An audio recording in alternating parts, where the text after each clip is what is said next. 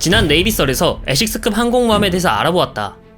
개방형 경납고와 측면 엘리베이터를 가진 에식스급 항공모함은 태평양 전쟁을 승리로 이끌었고 현대화 개장을 하며 한국 전쟁과 베트남전에도 참전했지만 항공기의 발전을 따라가기에는 여러모로 한계가 많은 항공모함이었다.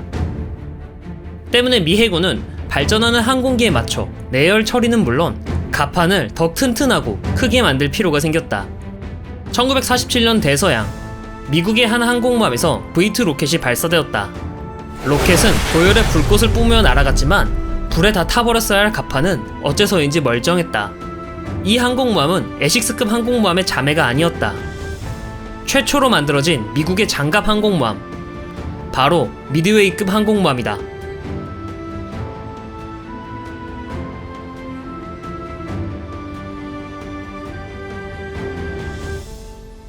미드웨이급의 시작은 에식스급 항공모함을 장갑화하는 구상에서 시작되었다. 이전 영상에서 말했듯 에식스급은 갑판이 장갑화되어 있지 않았기에 경납고에 더 많은 항공기를 적재할 수 있었고 야전 수리는 쉬워 미 해군은 에식스급 항공모함의 성능에 만족하였다. 하지만 이 생각이 바뀌게 되는 계기가 생겼는데 바로 영국의 일러스트리어스급 항공모함이었다. 일러스트리어스급 항공모함은 500파운드 이상의 폭탄을 방어할 수 있는 갑판과 6인치 주포도 방어가 가능한 선측 장갑을 두른 장갑 항공모함이었다. 하지만 하나를 얻으면 하나를 포기하는 게 세상의 이치인지라 장갑을 얻었지만 항공기 탑재량은 36기 수준이었다. 영국이 탑재량 축소를 감수했던 이유는 좁은 부캐와 지중해의 특성 때문이었다. 영국은 항공모함을 공군의 보조 전력 정도로 생각했고 공중전이 일어나는 곳이면 영국 공군이 오지 못할 거리는 아니라 일러스트리어스의 36기라는 경항모 수준의 탑재량에도 그럭저럭 써먹었던 것이다. 그리고 영국 공군이 언제든 올 수 있다는 말은 독일 공군 또한 언제든지 영국의 항공모함을 칠 수 있다는 뜻이기 때문에 항공모함의 생존성을 위해 장갑화가 중요했다. 미국이 항공모함의 장갑화를 꺼렸던 이유는 함재기 탑재량이 극도로 줄어들었기 때문이다. 태평양은 너무나도 넓은 바다이기에 항공기지가 커버를 못하는 해역도 많았다. 때문에 순수 항공모함 간의 전투가 많이 벌어졌으며 따라서 항공기의 운용 능력은 곧 전투력을 의미했다. 그렇기 때문에 미국 항공모함들은 최대한 많은 항공기를 운영할 수 있도록 발전하였다. 조약형 전함 수준의 배수량을 가진 항공모함이 14,000톤짜리 레인저보다 탑재량이 적다는 것은 절대 납득할 수 없는 사안이었다. 그래서 갑판을 나무로 만들고 경납고를 외부로 노출시키는 개방형 경납고를 설계해 피해를 입더라도 피해를 최소화시키는 방향으로 발전한 것이다. 에식스급 항공모함들이 후일 카미카제의 큰 피해를 보면서도 나무 갑판을 고집한 것에는 장갑화로 인한 예산 증가, 무게중심 불균형 등 많은 이유가 있었지만 가장 큰 이유는 100기에서 64기로 줄어드는 항공기 탑재량이었다. 하지만 이런 개방형 경납고와 비장갑한 갑판 또한 장점이 명확해서 야전 수리가 매우 용이했다. 누가 봐도 침몰했을 거라고 판단한 피해를 3일 만에 부활시켜 미드웨이 전선에 투입한 요크타운이나 태평양 전쟁의 수호신 엔터프라이즈가 그랬듯이 말이다. 야전 수리가 얼마나 쉽느냐면 요크타운급들은 갑판에 커다란 구멍이 뚫리면 기자재실에서 나무 합판을 가져와 손상된 부분을 덧대어 수리했다. 이 덕분에 요크타운급 항공모함들은 전설이 되었고 후기함의 에식스급 항공모함 또한 이런 장점을 그대로 이어받았다. 하지만 간과하고 있는 점이 있는데 아무리 피해를 최소화한다고 해도 피해는 피해였다. 갑판이 장갑화되어 있고 경납고는 개방형으로 설계해도 어쨌든 경납고는 승무원들이 가장 많이 밀집해 있는 공간이다.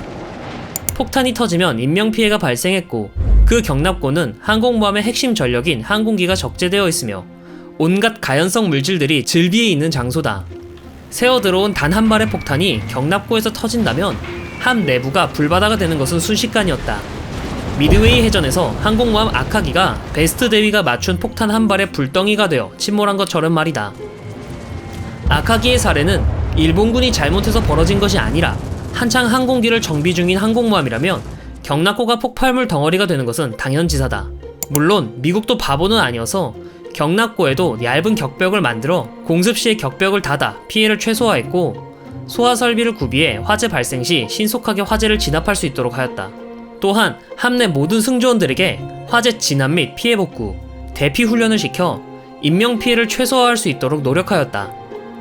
그 결과 에식스급 항공모함은 카미카제의 공격에 피격되어도 단 한 척의 침몰이 없었지만 사실 승조원들의 숙련도에 지나치게 의존하는 감이 없지 않았고 급박한 상황에 아카기처럼 경락고 화재를 진압 못해 침몰할 확률은 언제든 존재했다. 개방형 경락고와 비장갑화된 갑판은 함재의 운용 능력과 생존을 최대한 보장하기 위해 만든 설계이지만 역설적으로 모든 충격을 경락고로 받아낸다는, 즉 적의 화력을 항공모함이 흡수한다는 의미였다. 공습 시 피해에서 가장 안전한 방법은 누가 뭐라 해도 함 외부에서 폭탄이 폭발하는 것이다. 공습 시 승조원들은 모두 함 내부로 대피하기 때문이고 아무리 개방형 경락고라고 해도 폭발력을 외부로 최대한 분산시키는 것이기에 폭탄이 외부에서 폭발하는 것과 경락고에서 폭발하는 것의 피해는 비교할 수가 없다. 따라서 자연스럽게 피해를 최소화하기 위해서는 영국 항공모함처럼 공습에 어느 정도 방어력이 필요하다는 것은 미 해군 내부에서도 공감하고 있었다. 한편 지구 반대편의 영국에서는 일러스트리어스급이 장갑 갑판의 효과를 톡톡히 보여주고 있었다. 영국이 예상했다시피 일러스트리어스급은 전쟁 내내 독일 공군의 잦은 공습에 시달렸는데 그때마다 76mm 장갑 갑판으로 버텨내었다.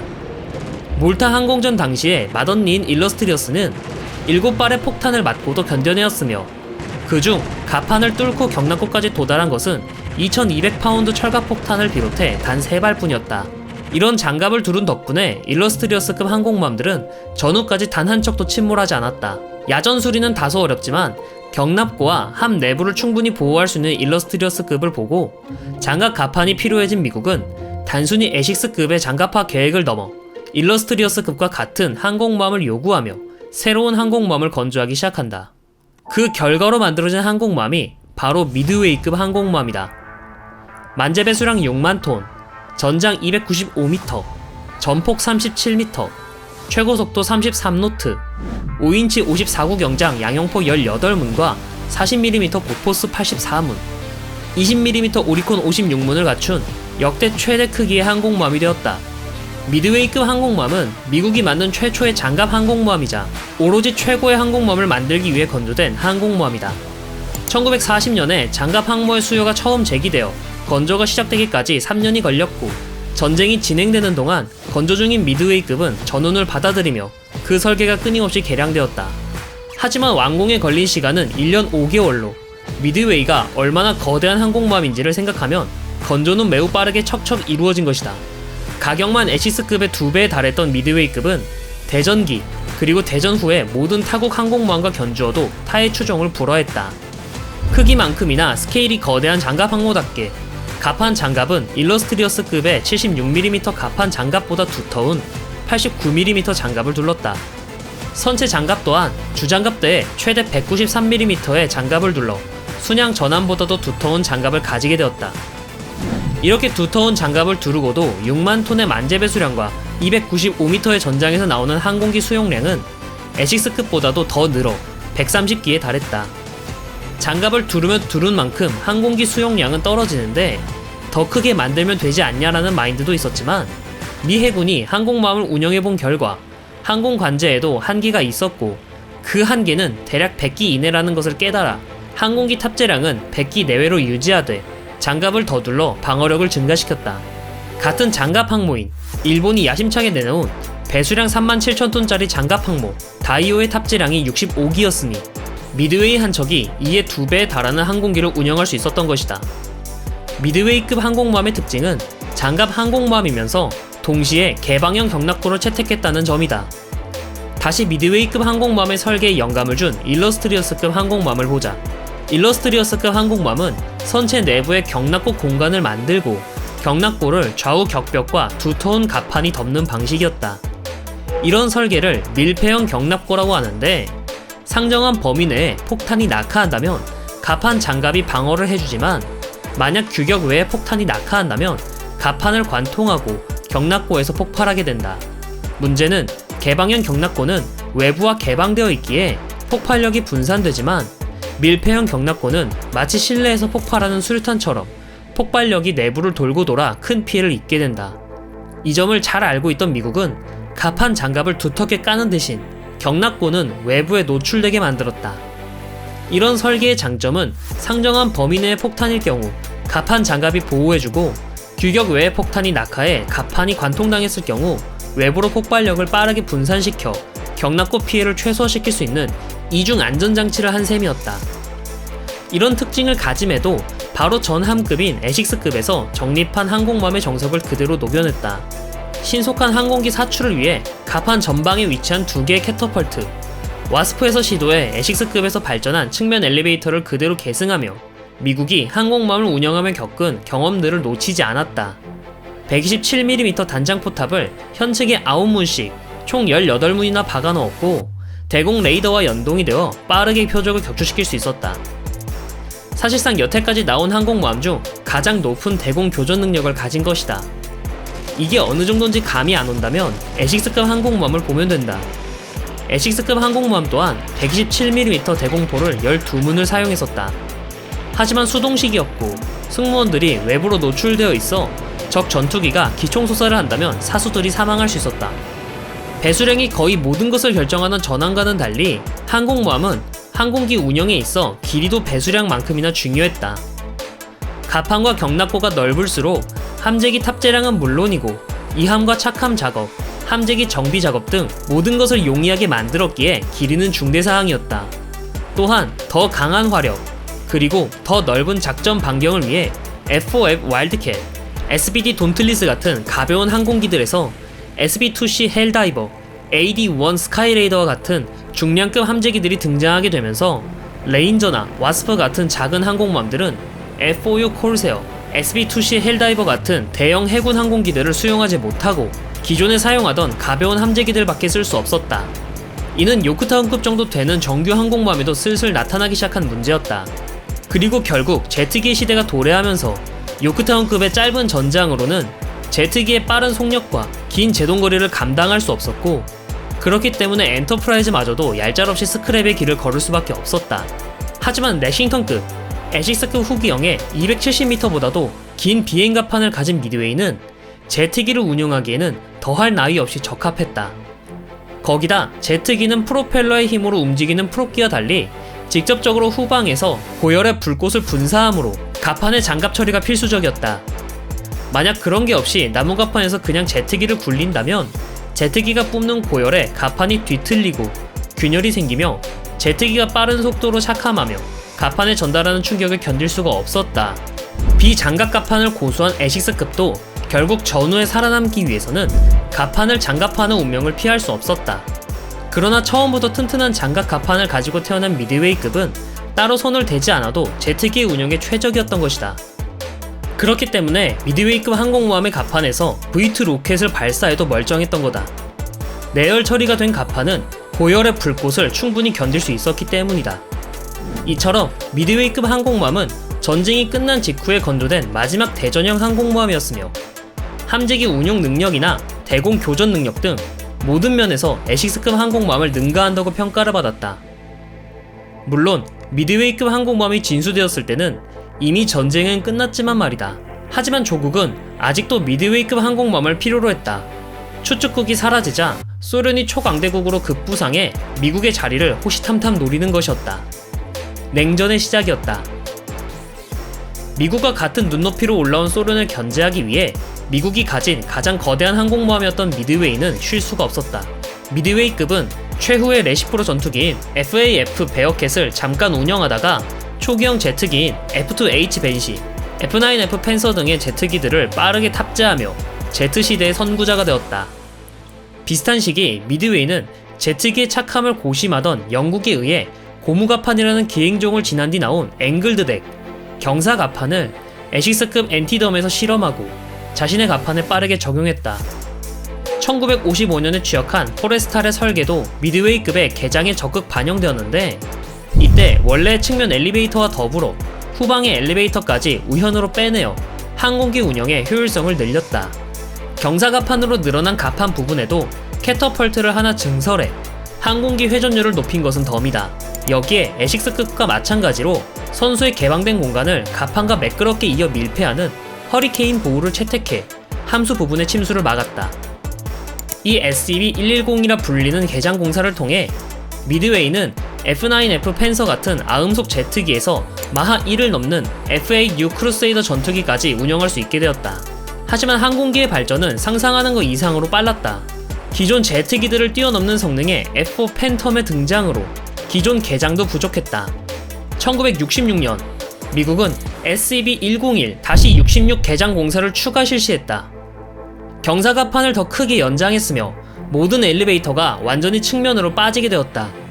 특히 좌현의 경사갑판 전방에 위치하던 엘리베이터는 후방으로 옮겨져 경사갑판의 라인에서 벗어나게 되었는데, 이는 포레스탈급을 운영하면서 경사갑판의 전방에 위치하던 엘리베이터가 항공기의 착함을 방해하는 문제가 발생하는 것을 반영한 것이다. 이 과정에서 함재기가 착함하는 길과 일치하는 방향으로 나있던 3번 캐터펄트도 같이 제거되었다. 다만 두 번째 개장은 미국이 예상했던 것보다 훨씬 비싼 20억 달러를 요구한 탓에 이번 함인 프랭클린 D 루즈벨트는 개장을 받지 못해 갑판 내부의 엘리베이터 위치만 밖으로 빼내는 공사만을 마친 채로 첫째인 미드웨이와 막내인 코럴시만이 추가 개장을 받을 수 있었다. 대공화기 또한 기존의 5인치 양용포 76.2mm, 40mm, 20mm 등의 구식 대공포를 전부 제거하고 펠렁스 CIW에서 2기, 시스페로 방공미사일 16문과 그에 맞는 현대식 항공모함의 레이더들로 교체해 포레스탈, 엔터프라이즈, 키티호크와 동일한 대공 능력을 가지게 되었다. 소련의 팽창을 저지하기 위해 베트남으로 모두 내려온 미드웨이급 3자매는 통킹만의 해상에서 버티며 여느 항공모함이 그렇듯 지상에 대한 항공지원과 소련과 북베트남에 대한 해상 장악을 실시했다. 이후 프랭클린 D 루즈벨트는 AV-8 해리어를 탑재하며 항공모함에서 수직 이착륙 항공기를 운영하는 방법을 테스트했다. 강습 상륙함에서 운영하는 F-35B의 시초가 된 것이다. 이후 1977년에 2차 개장을 받지 못했던 프랭클린 D 루즈벨트가 퇴역하면서 미드웨이급의 시대도 끝이 보이는 듯 했다. 경납고 높이의 한계로 새로이 등장한 F-14 통캔 전투기를 경납고 내에서 정비하거나 들어올릴 수 없었기 때문에 퇴역의 길을 걷는 줄 알았으나 제40대 대통령인 로널드 레이건이 당선되면서 상황이 반전되었다. 레이건 대통령은 안보에 있어 초강경적인 인물로 대대적인 군비 증강을 실시하며 주장한 600척 해군 전략에 의해 2차 개장을 받았던 미드웨이와 코럴시가 구원된다. 마침 미드웨이급의 경납고에서도 운영할 여건이 되는 F-18 레거시 호넷이 등장했고, 미드웨이와 코럴시는 모든 F-4 팬텀을 빠르게 호넷으로 대체하며 원조 말벌집에 등극했다. 덤으로 E-2 호크아이 공중 조기 경보 통제기까지 탑재해 전자전 능력도 시대에 뒤처지지 않았다.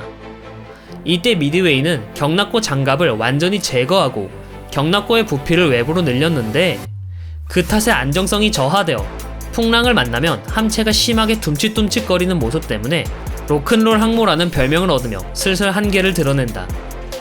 미드웨이급 항공모함이 한계점을 드러낸 이유의 핵심은 장갑화된 갑판과 개방형 경납고가 궁합이 맞지 않았기 때문이다. 이를 알기 위해서는 미국과 영국이 항공모함을 만들 때 어떻게 만드는지 자세히 알아볼 필요가 있다. 에식스급 항공모함을 봐보자. 배의 선체에 해당하는 부분이 있고 그 위에 기둥을 세우고 지붕을 얻는 방식이다. 이때 지붕은 항공 갑판이 되고 그 지붕 아래는 커다란 경납고가 된다. 다시 말해 선체 위에 경납고와 항공 갑판을 얻는 방식이다. 반면 일러스트리어스급 항공모함을 바라보자. 선체와 갑판이 일체화되어 있고 그 안에 경납고 공간을 만든 방식으로 프레임을 먼저 만든 뒤 내부 공간을 만든 방식이다. 만약 에식스급 항공모함이 일러스트리어스급 항공모함과 같은 위치에 경납고가 있다고 한다면 에식스급 항공모함의 경납고는 이곳이 아니라 이곳에 있어야 한다는 의미다. 다시 말해 미국 항공모함의 항공 갑판과 경납고는 상부 구조물이라는 것이다. 좀 더 쉽게 말하면 일러스트리어스급 항공모함의 갑판과 경납고는 선체의 일부이지만 미국 항공모함의 갑판과 경납고는 전함의 포탑과 함교 등과 비슷한 개념이며, 조금 극단적으로 말하면 일본의 가분수 항공모함 류조도 근본적으로 미국의 항공모함 설계와 같다. 이게 무엇을 의미하냐면 경납고가 높으면 높을수록 갑판이 무거워지면 무거워질수록 배의 무게중심이 올라가 선체 안정성을 해친다는 의미였다. 항공모함 류조가 무게중심이 높아 선체 안정성이 떨어졌으며, 이 때문에 에시스급 항공모함 또한 장갑화를 하려고 했으나 선체 안정성 문제 때문에 도저히 장갑화를 할 수가 없어 대형화된 제트기는 운영하기가 힘들었다. 이 때문에 개방형 경납고는 장갑화된 갑판과 궁합이 맞지 않다는 거다. 이 문제를 해결하는 방법은 딱 하나밖에 없는데 바로 선체와 해수면 사이의 높이인 건연의 높이를 낮추어 무게 중심을 낮추는 것이었다. 문제는 이렇게 건연을 낮추면 경납고와 갑판도 수면과 가까워지는데 경납고가 파도에 범람하는 건 둘째치고 갑판에도 파도가 들이쳐 항공기를 부식시킨다는 점이다. 결국 초강경파인 레이건의 시대가 끝나가면서 미국은 비대해진 군비를 다시 축소시키기 시작했고 이 과정에서 미드웨이급 항공모함의 한계는 여과없이 드러나게 된다. 결국 막내인 코럴씨마저 퇴역하고 맏언니인 미드웨이도 퇴역을 기다리는 운명이 되었다. 이후 미드웨이는 2004년에 박물관함으로 배치되며 샌디에이고에서 여생을 보내고 있다. 포레스타급, 키티오크급 등의 후배들이 모두 스크랩과 표적함의 운명을 맞을 때에도 유일하게 에식스급이 아닌 항공모함으로서 박물관함으로 살아남아 2012년에는 미드웨이의 갑판 위에서 대학 농구팀이 경기를 열기도 하는 등 냉전 이후에 평온한 시대를 만끽하고 있다. 미드웨이는 최대 크기의 대전기 항공모함으로 대전기 미드웨이보다 더 큰 배수량을 가졌던 야마토급 3번함 시나노와 그 크기에서 비교되곤 한다. 야마토급의 선체와 장갑을 가진 시나노는 만재 배수량이 7만 1천 톤으로 미드웨이가 2차 개장까지 받고서야 7만 톤까지 넘었으니 시나노가 얼마나 크게 만들어졌는지 알 수 있다. 반면 초도함인 미드웨이는 최장수 재래식 항공모함으로서 장장 46년 7개월 2일에 달하는 복무 기간 동안 약 20만 명의 승조원이 미드웨이를 거쳐갔다. 렉싱턴급부터 시작해 니미츠급까지와 동시대를 살았으며 F6F 헬캣부터 시작해 FA-18 호넷까지 미드웨이의 갑판을 거쳐가지 않은 함재기가 없었다. 자체 결함과 경납고 높이 문제로 탑재하지 못한 F-14 톰캣도 1982년에 악천후로 모함에 복귀하기 어려웠던 톰캣 2기가 미드웨이의 갑판에 쉬다 간 적이 있었으니 빈말이 아니라 정말 미드웨이의 갑판을 밟지 않은 해군 항공기가 없었던 것이다. 파란만장한 함생을 가진 미드웨이는 대전기 최대급의 항공모함으로 태어나 원자력 항공모함의 시대까지 지켜본 산 증인인 셈이다. 미드웨이는 개조의 마개조를 거치며 대전기의 항공모함의 막차에 탑승했지만 과도한 개조의 영향으로 떨어지는 안정성, 비좁은 함내 문제 등을 겪었고 선체 위에 경납고를 올리고 그 위에 갑판을 얹는 개방형 경납고의 구조적 특성상 항공기의 대형화를 결국 견뎌내지 못하였다. 그러나 미드웨이급 항공모함의 결과로 미국은 항공모함 설계를 근본적으로 뜯어고치는 계기가 되었다. 가장 먼저 미국은 이전처럼 개방형 경납고 설계를 완전히 폐지하고 영국과 같은 선체의 경납고를 만드는 방식으로 이행한다. 하지만 그렇다고 완전히 밀폐형 경납고로 가지는 않았다.